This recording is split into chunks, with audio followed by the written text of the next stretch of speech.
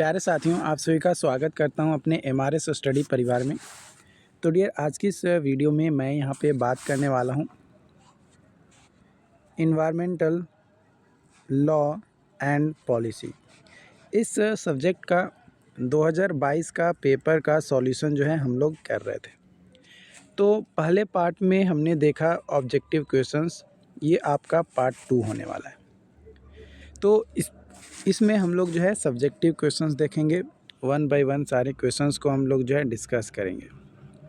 तो यहाँ पे जो क्वेश्चंस दिया गया है वो दिया गया है कि discuss the history of environmental protection in India, है ना। History of environmental protection in India को डिस्कस करना है। तो जो एनवायरमेंटल प्रोटेक्शन इन इंडिया था, ये इन्वॉल्व करता है सिग्निफिकेंटली ओवर टाइम, है ना। अलग अलग टाइम पे जो है सिग्निफिकेंटली ये इन्वॉल्व होता है। मतलब टाइम टू टाइम क्या होता है कि जो हिस्ट्री हुआ हमारा एनवायरमेंटल प्रोटेक्शन का, वो चेंज हुआ। अलग अलग नियम, अलग अलग एक्ट जो है आपके बनाए गए। तो यहाँ पे जो पहला एरा है वो है pre independence era. Pre independence era में क्या हुआ कि before independence environmental protection in India was mainly focused on conservation efforts। Mainly जो फोकस किया गया था प्री इंडिपेंडेंस यानी आज़ादी से पहले, वो फोकस किया गया था बचाओ यानी कंजर्वेशन, मतलब कम से कम यूज़ करें रिसोर्सेज को, कंजर्व करके रखें, स्टोर करके रखें by local communities and certain rulers. ठीक है। बट पोस्ट इंडिपेंडेंस यानी आज़ादी के बाद 1947 से 1970 तक में इंडिया में फेस किया वेरियस इन्वायरमेंटल चैलेंजेस को ड्यू टू रैपिड इंडस्ट्रियलाइजेशन। बहुत ज़्यादा जो है इंडस्ट्रियलाइजेशंस हो रहे थे, कारखाने वगैरह जो है खुल रहे थे, जिसके कारण से अर्बनाइजेशन के कारण से, शहरीकरण होने के कारण से कई सारे इन्वायरमेंटल चैलेंजेस आ रहे थे। तो 1970 में गवर्नमेंट जो है स्टार्ट किया सिग्निफिकेंट स्टेप लेना, जो कि इन्वायरमेंटल कंजर्वेशन के था। वाइल्ड लाइफ प्रोटेक्शन एक्ट जो है लाए गए 1972 में, ताकि वाइल्ड लाइफ को सेफगार्ड किया जा सके एंड देयर हैबिटेट्स।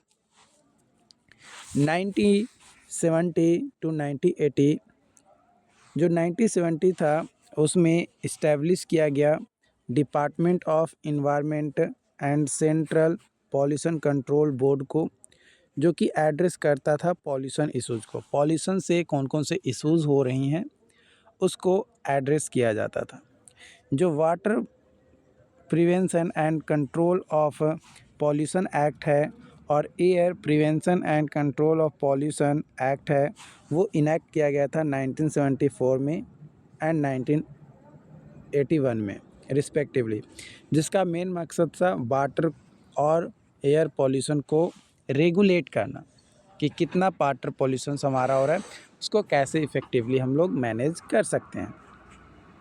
उसके बाद 1980 टू 1990 के बीच में आपका विटनेसेस किया गया, जिसमें इंक्रीज़ किया गया focus on the environmental legislation and policies, जिसके अंतर्गत 1986 में एक कम्प्रीहेंसिव लीगल फ्रेमवर्क लाया गया फॉर एनवायरमेंटल प्रोटेक्शन को लेकर, जो कि एम्पावर्ड किया गया सेंट्रल गवर्नमेंट के द्वारा to take measures to protect and improve environmental quality. Okay, environment के क्वालिटी को इम्प्रूव किया जा सके इसके लिए।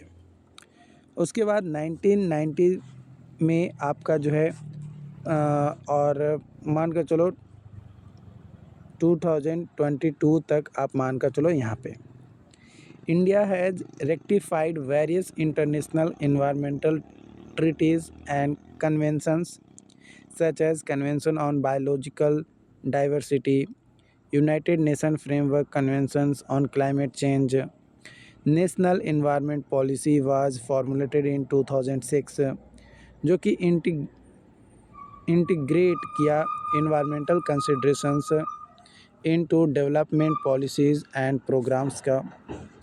रिसेंट डेवलपमेंट में अगर बात किया जाए रिसेंट 1 ईयर्स 2 ईयर्स के अंदर, तो कई सारे ग्रोइंग एम्फेसाइज किए गए on sustainable development and climate change mitigations के ऊपर। इनिशिएटिव्स लिए गए स्वच्छ भारत मिशंस और नेशनल क्लीन एयर प्रोग्राम्स जो कि लॉन्च किया गया ताकि एड्रेस किया जा सके सैनिटेशंस एंड एयर क्वालिटीज़ इश्यूज़ को। ओके, अब अगला क्वेश्चन जो यहाँ पे आपका दिया गया है क्वेश्चन है, शॉर्ट नोट्स आपको बताना है मॉन्ट्रियल प्रोटोकॉल के ऊपर। मॉन्ट्रियल प्रोटोकॉल जो है एक इंटरनेशनल ट्रीटी है जो कि डिज़ाइन किया गया for protections ozone layer by phasing out the production and use of ozone depletion substances. जो भी ओजोन डिप्लीटिंग सब्सटेंसेज था उसका प्रोडक्शंस पे क्या किया जाए, रोक लगाया जा सके, प्रोटेक्ट किया जा सके उसको, such as chlorofluorocarbons, halons and other chemicals, जो कि डिप्लीशंस ऑफ ओजोन लेयर को मदद करता था, उस पे प्रोटेक्ट किया गया ताकि अर्थ पे जो लाइफ है उसको गर्मी से यानी अल्ट्रा वायलेट रेडिएशन से बचाया जा सके। जो प्रोटोकॉल था ये अडॉप्ट किया गया 1987 में and has been rectified by almost every country in the world. It lets, ये जो है सेट करता है specific targets and time tables को for the reductions and eventual claim eliminations of ODS production and use. जो protocol है also include करता है हमारा provisions for financial assistance to developing countries to help them comply with treaty requirement. जो भी अलग अलग देश ट्रीटी में शामिल हुए हैं उनको कई सारे देश क्या करते हैं, इस प्रोटोकॉल के अंतर्गत एक दूसरे की मदद करते हैं फाइनेंशियली, कि भाई हम आपको $10 दे रहे हैं या $50 दे रहे हैं या $1000 दे रहे हैं, आप ये काम जो है करो ताकि हमारा देश भी बचा रहे, आपका देश भी बचा रहे, इन्वायरमेंट प्रोटेक्टेड रहे। इस मकसद से one of the key strength जो है मॉन्ट्रियल प्रोटोकॉल का वो है it's stability to adapt and evolve over time. It has been amended several times to accelerate the phase out of ODS and address new substances that pose a threat to the ozone layer, है ना, ozone layer को proper तरीके से treat किया जा सके इस मकसद से। तो आज का जो वीडियो है इसको यहीं तक मैं रखता हूँ। इसके आगे के जो क्वेश्चंस हैं वो अगले वीडियो में मैं आपके साथ डिस्कस करूँगा। अगर आप environmental law and policies subject का कोर्स लेना चाहते हैं तो इस कोर्स को परचेज़ करने के लिए आपको engineer plus by MRS study app को डाउनलोड करना होगा। उस ऐप पे आपको प्रॉपर कोर्स जो है यहाँ पे मिल जाएगा। बाकी इससे रिलेटेड जो भी अपडेट्स होंगे आप लोगों के साथ शेयर किया जाएगा। कोर्स को आप इनरोल कर लीजिए ताकि आपका सेमेस्टर एग्ज़ाम में अच्छा मार्क्स आ सके। Thank you.